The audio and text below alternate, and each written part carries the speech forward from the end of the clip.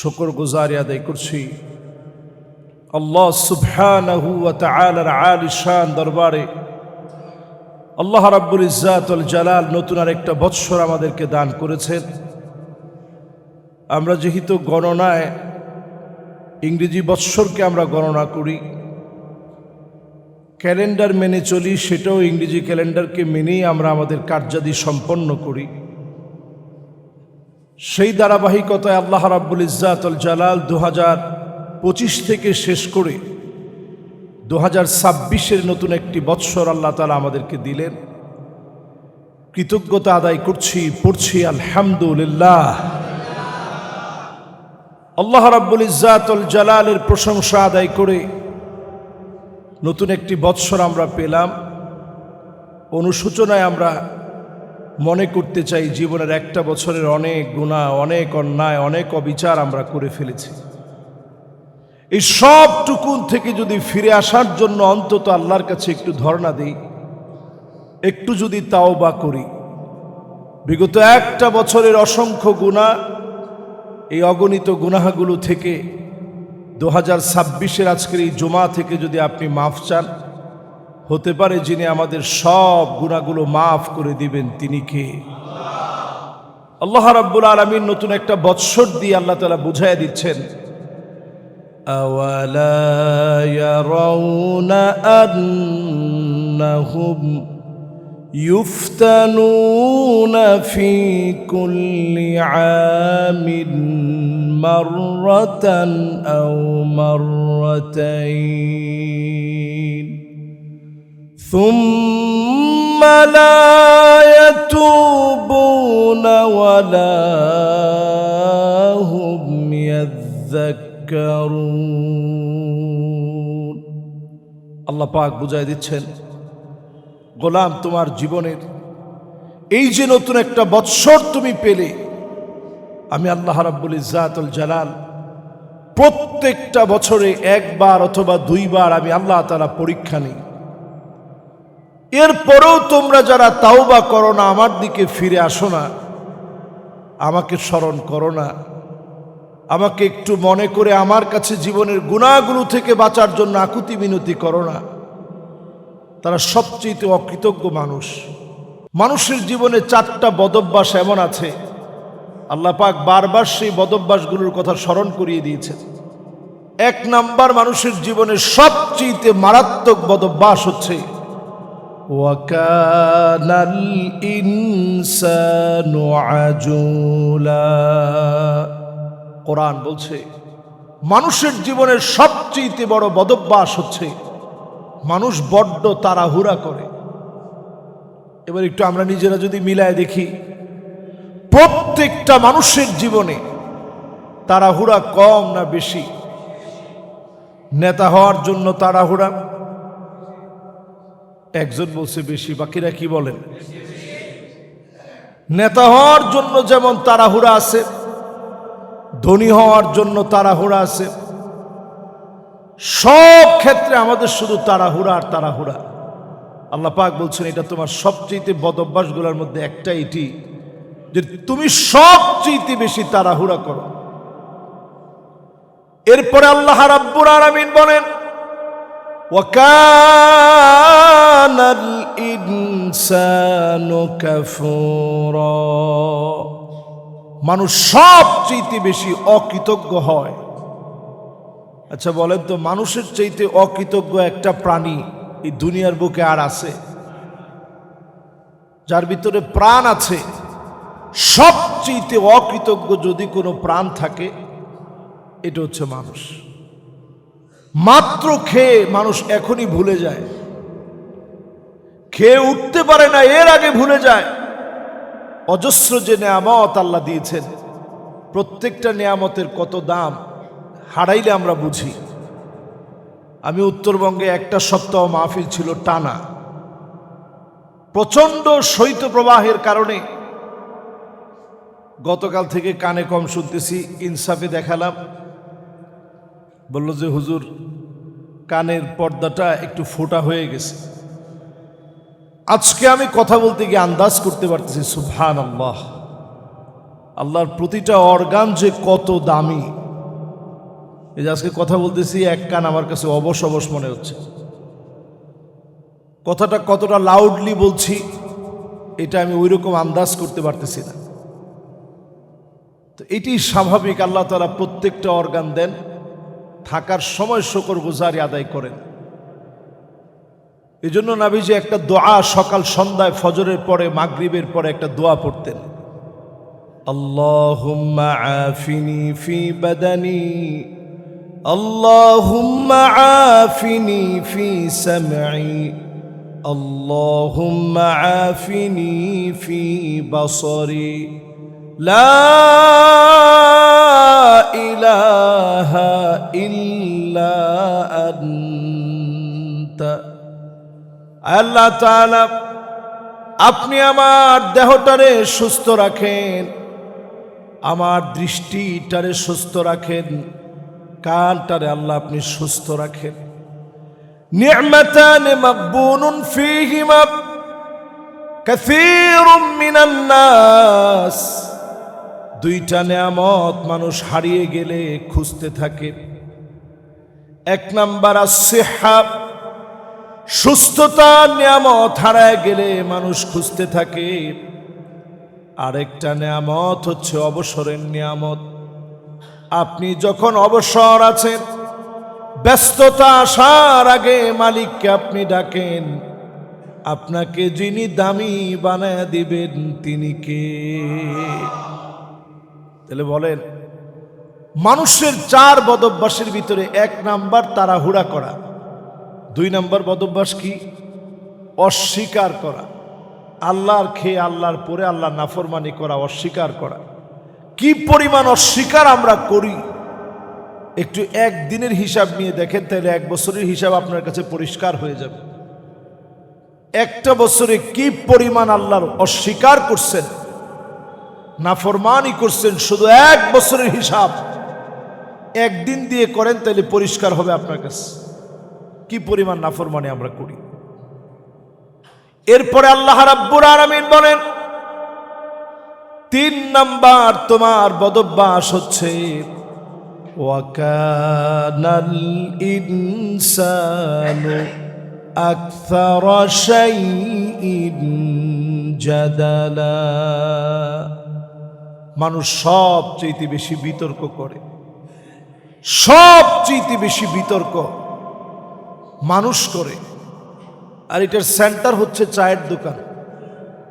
সবচেয়ে বেশি বিতর্ক দেখবেন চায়ের দোকানের ভিতরে হয়। অনর্থক কথাবার্তা, যেগুলোর কোনো প্রয়োজন নেই, সব অনর্থক কথাবার্তাগুলো দেখবেন সব চায়ের দোকানে হচ্ছে।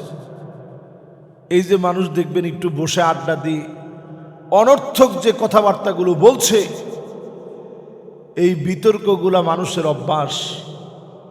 যদি আপনার জন্য কথা বলতেই হয়, আপনি কল্যাণকর কিছু বলবেন, আউ ইয়াসমুত, অথবা আপনি চুপ থাকবেন। অনর্থক কথা বলা ইসলামে এটা একেবারেই জায়েজ নেই। আমাদের সমাজের ভিতরে অনর্থক কথা বলার মতো লোকজন কম না বেশি? যেটা লাগে না সেটাও বলে, যেটা লাগে সেটাও বলে। অনর্থক কথাগুলো বাদ দিয়ে সার্থক কথা বলতে হবে। যে কথার অর্থ আছে, যে কথা মানুষের কল্যাণে নিবেদিত হবে, এমন কথাগুলো আমি আপনি বলবো, অথবা চুপ থাকবো। চুপ থাকার ভিতরে সওয়াব আছে, কথা বেশি বলার ভিতরে সওয়াব নেই, গুনাহ আছে। সাহাবায়ে কেরাম জিহ্বাটা ধরে দেখাইতেন যে যদি এই জিহ্বাকে কন্ট্রোল করা যেত, নবীজি হাদিসের মধ্যে বলছেন, আদমানু লাহুল জান্নাহ, লজ্জাস্থান আর জিহ্বাকে যে কন্ট্রোল করবে, আল্লাহর জান্নাতে আমি নবী তার জন্য জামিনদার হয়ে যাব। জোরে কোন সুবহানাল্লাহ। এই জন্য বিতর্ক থেকে বেঁচে থাকা, এটা 2026-এর টার্গেট হওয়া উচিত। অনর্থক বিতর্ক করা থেকে বেঁচে থাকা। এরপর 4 নাম্বার মানুষের বদ বৈশিষ্ট্য, নাম্বার 4, নবী করিম সাল্লাল্লাহু আলাইহি ওয়াসাল্লামের উপর আল্লাহ আয়াত নাজিল করে জানিয়ে দিলেন, ওয়াকানাল ইনসানু কাতুরা। মানুষ সবচেয়ে বেশি কৃপণ হয়, সবচেয়ে বেশি কিপটা, সবচেয়ে বেশি কৃপণ, জীবনের সব কিছু পাওয়ার পরও কদ্দুর আমরা আল্লাহর জন্য দিই একটু চিন্তা করি। একটা গরু তার হাড়গুলো পর্যন্ত নিয়ে আমরা মেলামাইনের প্লেট বানাই, এরপরে খাই, এরপরে চামড়া পর্যন্ত জুতা বানাই। এখন চামড়ার দাম যেহেতু কম, অনেকে চামড়াও পাক করে খেয়ে ফেলে, যদিও আমি এটার পক্ষে না। তো এই চামড়া পর্যন্ত মানুষ এখন খায় অথবা জুতা বানায়। চিন্তা করেন, একটা গরুর গোবর পর্যন্ত আমাদের সারের কাজ করে। সারাটা জীবন ধরে সে আপনার জন্য দিয়ে গেল, তাকে জবে করার পর থেকে নিয়ে সে আপনার কল্যাণই কাজে লাগতেছে। একটা বিষাক্ত সাপের বিষ পর্যন্ত আপনার জন্য, আমার জন্য, তার বিষক্রিয়াগুলো, বিষাক্ত বিষগুলো পর্যন্ত ক্যান্সারের প্রতিষেধক হিসেবে আল্লাহ দিয়েছে। প্রত্যেকটা সৃষ্টিকে আমার আপনার জন্য আল্লাহ খাদেম বানায় দিয়েছে। সব সৃষ্টি আমার আপনার জন্য খাদেম। কিন্তু আমি আপনি আল্লাহর জন্য কতটুকু দিয়েছি? আল্লাহ খুব বেশি আপনার আমার কাছে চায় না।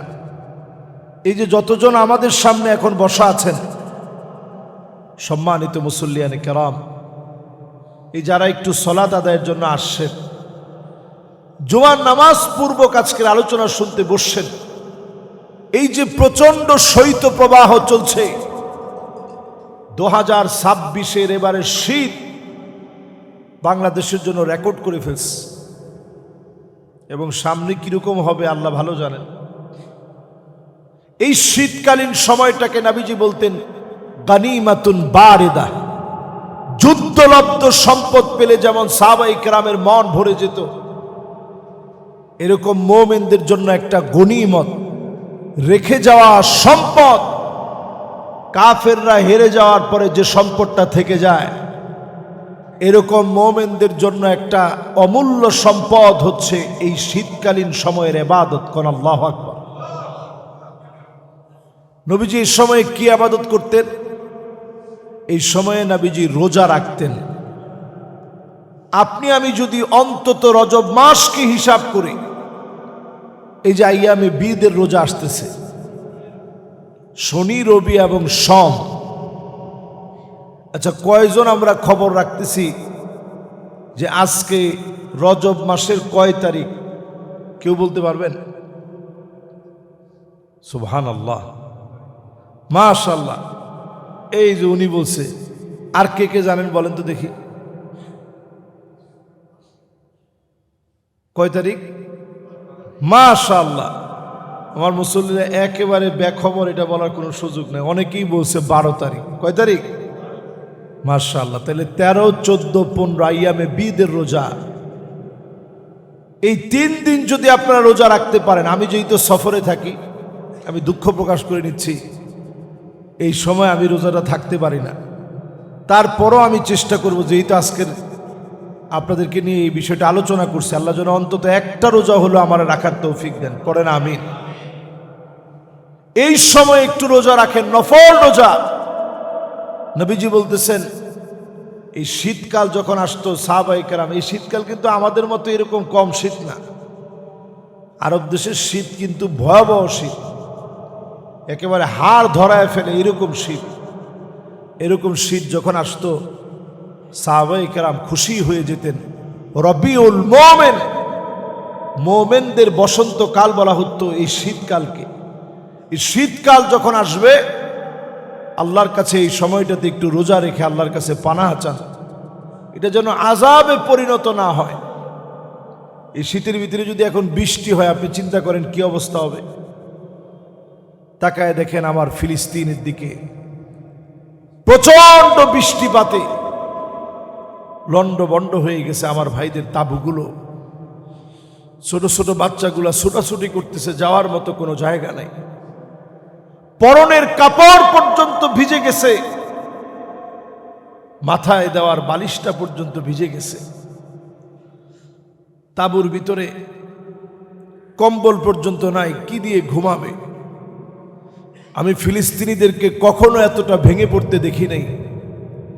এবার তারা যেভাবে ভেঙে পড়ছে, ছোট ছোট বাচ্চারা চিৎকার করে কাঁদতেছে। অনেক সবর করছে তারা। এই প্রচন্ড বৃষ্টিপাতের এই সময়ে একটু নিজে চিন্তা করেন, এই ঠান্ডার ভিতরে আমরা কত কিছু পড়ে আছি, তারপরেও ঠান্ডা লাগতেছে, শীত লাগতেছে। আর এই শীতের ভিতরে যদি গায়ের জামাটা ভিজা থাকে, আমরা গিজার ছেড়ে এরপরে গোসল করি, প্রচন্ড গরম পানি দিয়েই গোসল করি। যাদের বাসায় হয়তো গিজার নাই, গরম পানি করে নেন গ্যাস দিয়ে। এরপর একটু চিন্তা করেন, এই গরম পানি দিয়ে গোসল করার পরেও আমাদের কি পরিমাণ কষ্ট হয়। একটু জামাটা ভিজে গেলে মনে হয় শীত লেগে যাচ্ছে। ছোট ছোট বাচ্চা দৌড়াদৌড়ি করতেছে, কাপড় চোপড় সব ভিজে গেছে। রোদ নাই, বৃষ্টি, প্রচন্ড ঠান্ডার ভিতরে মুসলমানদের দুর্বিষহ একটা যন্ত্রণার সময় চলতেছে। আল্লাহ যে আমাদেরকে এরকম কঠিন শীত দেয় নাই, এর জন্য এটাকে মোমেন হিসাবে বসন্তকাল মনে করে আল্লাহর কাছে এই সময়টাতে পানা চান, আল্লাহর কাছে মাফ চেয়ে, আল্লাহর কাছে ক্ষমা চেয়ে, গুনাহ থেকে প্রতিনিয়ত আল্লাহর কাছে ক্ষমা চান। নবী আলাইহিস সালাতু ওয়াস সালাম হাদিসের মধ্যে বলছেন, ইসবাগুল ওয়াদু আলাল মাকারিহ, এই যে একটু কষ্ট করে এখন ওযু করবেন, একটু ঠান্ডা ঠান্ডা লাগবে, সবার তো আর গরম পানির ব্যবস্থা নাই। এই ঠান্ডা পানি দিয়ে কষ্ট করে যখন ওযু করলেন, ইসবাগুল ওয়াদু আলাল মাকারিহ, এই ঠান্ডা পানিগুলো গায়ে লাগানোর কারণে, কষ্টের ভিতরে ওযু করার কারণে আল্লাহ পাক আপনার আমার গুনাহগুলো আল্লাহ মাফ করে দিবে। সুবহানাল্লাহ। গুররান মুহাজ্জালিনা মিনাল ওয়াদু, এই পানিগুলা জগজগ করে উঠবে। মালিক সেদিন এই পানিগুলাকে দামি বানায় দিবে। আমার নবী সেদিন আপনাকে আমাকে দেখে চিনে নেবেন, শাফাআত করবেন। নবীজি যখন শাফাআত করবেন, যিনি ধন্য বানায়া জান্নাতি বানায় দিবেন তিনি কে? আল্লাহর কাছে আমরা দোয়া করি, আজকের এই মুবারক জুমআ থেকে আল্লাহর কাছে আমরা কায়মানু বাক্যে ফরিয়াদ করি, যতজন আমরা জুমায় আসছি, আল্লাহ যেন আমাদেরকে এই যে শীতকালীন শৈত্যপ্রবাহের সময়, এই শীতকালীন সময়টাকে আল্লাহ যেন একটু ইবাদতে কাটানোর তৌফিক দান করেন। পড়ে না আমিন। কি কি ইবাদত করবেন? রোজা রাখবেন। রোজা রাখাটা একেবারে সহজ, কারণ আপনি আলহামদুলিল্লাহ এক ঘুম দিয়ে উঠলেই, ফজর পরে একটু যদি ঘুমান, ঘুমায় উঠে জোহর পড়লেন, যেদিন অফিস নাই আর কি, এরপরে মোটামুটি জোহর পরে আরেকটা যদি ঘুম দেন, একেবারে আসর হয়ে যাবে। এরপর একটু কোরআন তেলাওয়াত করলেন, আসরের পরে কোরআন তেলাওয়াত করে এরপরে ইফতারি পর্যন্ত, মাগরিব পর্যন্ত একটু অপেক্ষা করলেন। এইভাবে যদি অন্তত একটা রোজা আপনি রাখেন, শীতকালের একটা গনিমত আপনি অর্জন করলেন, আল্লাহর দেওয়া গনিমত আপনি অর্জন করলেন, নবীজির রেখে যাওয়া গনিমত আপনি নিলেন। যদি আমি আপনি নিতে পারি, এই একটা রোজার কারণে যিনি আমাদেরকে দামি বানায় দিবেন তিনি কে? এখন কিন্তু রজব মাস চলতেছে, শুধু চলতেছে না, রমজান আসতে আর মাত্র 1 মাস, কয়দিন? 17 দিন। 1 মাস 17 দিন, আর মাত্র 1 মাস 17টা দিন বাকি আছে। এই তো রমজান চলে আসলো বলে সাহাবায়ে কেরাম 6টা মাস ধরে আল্লাহর কাছে বলতেন, ইয়াদউনাল্লাহা সিত্তাতা আশহুরিন আইয়ুবাল্লিগুহুম রমাদান, আয় আল্লাহ রমজান পর্যন্ত আপনি পৌঁছায় দিন, রমজান আমাদেরকে দিয়ে দিন, রমজান আমাদেরকে পাওয়ায় দিন। 6 মাস ধরে সাহাবায়ে কেরাম দোয়া করতেন, আমাদের হাতে মাত্র আর 1 মাস 17টা দিন বাকি আছে। এই সময়টাতে আল্লাহর কাছে চান রমজান আল্লাহ পায় দিন সওয়াবের কাজে নিয়ত করে নেন। ধরেন আপনি আজকে নিয়ত করে নিলেন, নিয়ত অনুযায়ী পুরা করতে পারেন নাই, কাতাবাল্লাহু লাহু হাসানাতান কামিলা। পূর্ণ সওয়াবের কাজ করলে যেমন সওয়াব হতো, যদি হায়াত চলে যায় যিনি পূর্ণ সওয়াব লিখে দিবেন তিনি কে? এটাই গুনার সওয়াবের মধ্যে পার্থক্য। সওয়াবের কাজে নিয়ত করলেন কিন্তু সওয়াবের কাজ পুরা করতে পারেন নাই, শুধু নিয়ত করছেন আল্লাহ সওয়াবের কাজটা আমি করব। রমজান মাস আসলে কোরআনটা পড়ার চেষ্টা করব, আল্লাহ কোরআনটা পড়ব, মনোযোগ সহকারে পড়ব। নিয়ত করছেন 1 খতম কোরআনুল কারীম পড়ব, তারাবিটা ইনশাআল্লাহ সুন্দর করে পড়ব, 5 ওয়াক্ত নামাজ জামাতের সাথে আদায় করব, সব আপনি নিয়ত করলেন। এর মধ্যে যদি জীবনের সময় ফুরায় যায় আল্লাহ বলবেন উক্তব, ফেরেশতারা লিখো। আল্লাহ কি লিখবো? তোমরা লিখবা আমল নামার ভিতরে কাতাবাল্লাহু লাহু হাসানাতান কামিলা। পূর্ণ সওয়াবের কাজ করলে যে পরিমাণ সওয়াব হতো সম পরিমাণ সওয়াব বান্দার আমল নামায় লিখে দাও। জোরে কোন সুবহানাল্লাহ। এটি ভালো কাজ আর গুনাহের কাজের পার্থক্য। গুনাহের কাজ আপনি করার নিয়ত করছেন, আল্লাহ বলবে লিখো না। এরপরে কাজটা করে ফেলছেন, আল্লাহ তখনও বলবে যে তাওবা করবে বান্দা, অন্তত আমার বান্দার একটু সুযোগ দাও, তাওবা করা পর্যন্ত একটু সুযোগ দাও। আল্লাহ সব সময় চান আপনার আমার গুনাহগুলো মাফ হোক, প্রতিনিয়ত আল্লাহ চান গুনাহগুলো মাফ হোক। এই যে নতুন একটা বৎসর আমরা পেয়েছি, এটাকে গুনাহ মাফের বৎসর বলে মনে করেন। সময় কিন্তু আমাদের কাছ থেকে চলে যাচ্ছে, ফুরিয়ে যাচ্ছে। আল্লাহ তাআলা সময়ের গুরুত্ব বোঝানোর জন্য 14টা শব্দ দিয়ে 68টা অক্ষর দিয়ে কোরআনুল কারীমের ভিতরে ছোট্ট একটা সূরা নাজিল করছেন, মাত্র 3 আয়াত। সূরার নাম সূরাতুল আসর। কি নাম? আমরা এই যে জুমার নামাজের পরে যে নামাজটা পড়ব, নামাজের নামটা কি বলেন? আসর। এই জন্য ইনশাল্লাহ আমাদের মসজিদে কোরআন শেখানো হবে। দেখেন আরবি একটা শব্দ, সহজ না কঠিন?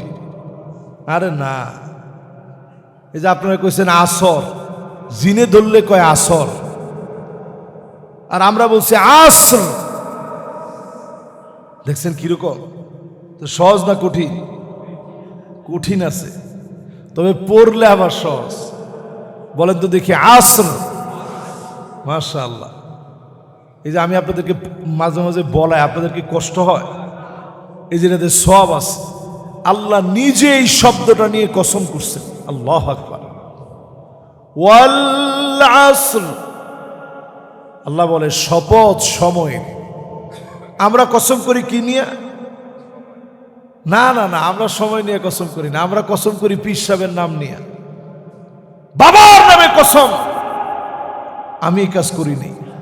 এবং কিছু লোক বলিও যে বাবার নামে যেটা কসম করে বলি ওটার মধ্যে কোনো সময় আমি ভেজাল করি না। বাবার নামে কসম করা সম্পূর্ণরূপে হারাম, নাজায়েজ, সম্পূর্ণরূপে নিষিদ্ধ এবং শিরক। তাহলে বাবার নামে কসম করা যাবে? কার নামে কসম করবেন? আমরা কসম করি কোরআন নিয়ে, কোরআন মাথায় নিয়ে কসম করি যে কোরআন মাথায় নিয়ে কসম করলাম। এই কোরআন আপনার মাথায় কসম করার জন্য আসে নাই। ফামান কানা ইউহলিফ ফালইউহলিফ বিল্লাহ। যদি কেউ কসম করতেই চায় সেজন্য আল্লাহর নামে কসম করে। ওয়াল্লাহি বিল্লাহি ওয়া তাল্লাহি, শুধুমাত্র আল্লাহর নাম নিয়ে কসম করা যায়, অন্য কোনো নামে কসম করা যায়? আমরা কসম করি অনেক সময় স্ত্রীর চোখ ধইরা, তোমার চোখটা ধইরা কই এই কাজ আমি করি নাই, মনে মনে চিন্তা চোখ যদি কিছু হয় উনার হবে, আমার কি? খবরদার, কারো চোখ ধইরা কসম করা যাবে না। অনেকে নিজের সন্তানের মাথায় হাত রেখে বলে যে আমার সন্তানের মাথায় হাত রেখে বললাম এই কাজ আমি করি নাই। এই কসমও সম্পূর্ণরূপে নাজায়েজ। কসম করতে হবে শুধুমাত্র কেবলমাত্র আল্লাহর নামে। বলেন কার নামে? এখন আল্লাহ কসম করবে কার নামে? আল্লাহর চাইতে বড় কেউ নেই। এমন বাস্তবতা নিয়ে মালিক কসম করেন যেই বাস্তবতা কোনো নাস্তিক কিংবা আস্তিক কেউ অস্বীকার করতে পারে না। আল্লাহ পাক কসম করলেন ওয়াল আসর, শপথ সময়ের, এমন একটা সময় আল্লাহ পাক উল্লেখ করে দিলেন, আসরুন মানি নিংড়ানো এমন সময়, আসর থেকে নিয়ে মাগরিব পর্যন্ত সময়টা বড় অল্প। সূর্যটা দেখবেন ডল ডল করতে করতে লালিমা বিস্তার করে একটা সময় ডুবে যায়। আল্লাহ পাক বোঝায় দিলেন, গোলাম তোমার জীবন সূর্যটা একদিন হঠাৎ করে ডুবে যাবে।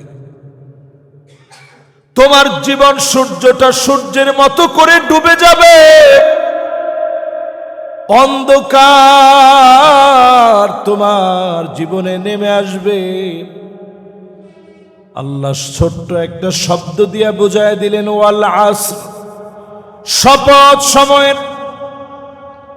এই সময়ে যদি নিজেকে সতর্ক করে নেন, 2026-এ যদি নিজেকে সতর্ক মুসলমান বানায় নেন, হতে পারে আপনাকে আমাকে দিয়ে যিনি অজস্র কল্যাণ দিয়ে দিবেন তিনি কে? রাজি আছেন তো ইনশাআল্লাহ? এরপরে আল্লাহ তাআলা এই সময়ের কসম করে বুঝাইয়া দিলেন, খবরদার সময়ের গালি দিও না। আমাদের দেশে দেখবেন কিছু হইলেই বলে হুজুর সময়টা ভালো যাইতেছে না। আহারে, আমার সময়টা এখন খারাপ দেখা। আসলে সময় কোনো খারাপও হয় নাই, সময় কোনো আপনারে ভালো কিছু করে দেয় নাই। সব দিয়েছেন কে? ওয়াল কাদরি খাইরিহি ওয়া শাররিহি মিনাল্লাহি তাআলা। সময় দিয়ে আপনার কিছু হয় নাই। সময় যেমনে আছে অমনি আছে। সময় আপনারে কোনো খারাপও করে নাই, ভালো কিছু করে নাই। ভালো খারাপ একমাত্র যিনি দেন তিনি কে? তাহলে এই আকীদা পরিষ্কার করা দরকার। সময়কে গালি দেওয়া যাবে না। লা তাসুব্বুদ দাহার, নবীজি পরিষ্কার হাদিসের মধ্যে নিষেধ করেছেন, খবরদার সময়কে গালি দিও না। ফা ইন্না দাহার হুয়া আল্লাহ, কারণ এই সময়কে যিনি নিয়ন্ত্রণ করেন তিনি কে? আপনি এটা বলেন না হুজুর সময় খারাপ, আপনি বলেন হুজুর আমরা খারাপ। সময় খারাপ হয় নাই, আমরা খারাপ হইছি। সময় আগের মতোই আছে, শুধু খালি জমানাটা একটু ইয়াতাকারাবুজ জামান, সময়টা সংকুচিত হয়ে গেছে, সময়ের বরকত চলে গেছে। সময় সময়ের মতোই আছে। বরকত চলে যাওয়ার কারণ আমরা তৈরি করছি। আগের দিনে মানুষ 5টা ঘন্টা কাটাইতে কত সময় লাগতো, এখন মোবাইলে ব্রাউজিং করা শুরু করলে 5 ঘন্টা কোন দিক দিয়ে যায় মানুষ টেরই পায় না। টের পায় তখন যখন বলে যে মোবাইলের চার্জ একেবারে শেষ হয়ে গেছে। তখন চিন্তা করি কিরে, ফুল চার্জ নিয়ে বের হইলাম, চার্জ শেষ হয় কেমনে? তাকায় দেখে উনি ব্রাউজিং করছে 5 ঘন্টা ধরে, চ্যাটিং করছে, হোয়াটসঅ্যাপে কথা বলছে। এই সবগুলো একটু হিসাব মিলান। আকাশ প্রযুক্তি যত বাড়ছে তত আমাদের সময়কে আমরা বরকত শূন্য বানিয়ে ফেলছি। এই জন্য আল্লাহ তাআলা সময়ের কসম করলেন। আল্লাহ যেন সময়কে কাজে লাগানোর তৌফিক আমাদেরকে দান করেন। পড়েন আমিন। আমরা একটা ছোট্ট বদভ্যাস আলোচনা করছিলাম শেষে, ওয়াকানাল ইনসানু কাতুরা। মানুষ সবচেয়ে বেশি কৃপণ হয় আমার এই মসজিদে আমি আসার পর থেকে লক্ষ্য করছি, আলহামদুলিল্লাহ আপনারা কৃপণ না। মোটামুটি এই মসজিদে অনেকগুলা দিন হয়ে গেছে, তো আমি দেখছি যে যখনই আপনাদেরকে দান করতে বলেছি, দুই হাতে আপনারা দান করেছেন। আলহামদুলিল্লাহ আপনাদের দানের অর্থ দিয়ে বাহিরে রং হচ্ছে, আপনাদের দানের অর্থ দিয়ে নিচতলায় কার্পেট আমরা আলহামদুলিল্লাহ লাগিয়েছি, এবং তৃতীয় তলাতেও কার্পেট আমরা দিয়েছি। পুরোপুরি এখনো আমরা শেষ করতে পারি নাই। ইনশাআল্লাহ আপনারা আজকের জুমআতে আমি আপনি সবাই মিলে আমাদের এই মসজিদে ইনশাআল্লাহ আমরা দেওয়ার চেষ্টা করব। এখনই ইনশাআল্লাহ টাইমিং শুরু হলে আশা করা যায় বেশিক্ষণ সময় লাগবে না। আমরা দ্বিতীয় তালা থেকে গত জুমআতে, গত কয়েক জুমা আগে শুধু এই দ্বিতীয় তালা থেকেই 60,000 টাকা উঠছিল, আলহামদুলিল্লাহ পড়ে। এরপরে আমাদের তৃতীয় তালা থেকে একজনই আলহামদুলিল্লাহ আমাদের চৌধুরী সাহেব, তিনি 50,000 টাকা দিয়েছেন, আলহামদুলিল্লাহ পড়েন। এই সবটা মিলিয়ে আমরা চেষ্টা করছি শীতকালের এই শৈত্যপ্রবাহের সময়ে, যেখানে মোজা পরে থাকা যায় না, প্রচণ্ড শীত অনুভূত হয়, এই সময়ে যদি টাইলসের উপরে কিছু না থাকে, এটা আসলে নামাজ পড়তে মুসল্লিদের খুব কষ্ট হয়। যদিও জুমাবারে এতটা মুসল্লি হয়, আলহামদুলিল্লাহ এটা আমাদের জন্য গৌরবের। আশেপাশে অনেক মসজিদের চাইতে এখানে বিভিন্ন জায়গা থেকে মুসল্লিরা ছুটে আসেন। এই যে এক ভাই নাটোর থেকে আসছেন, আরও বিভিন্ন জেলা থেকে লোকজন এখানে আসে, এটা আমাদের জন্য অনেক বড় প্রাপ্তি।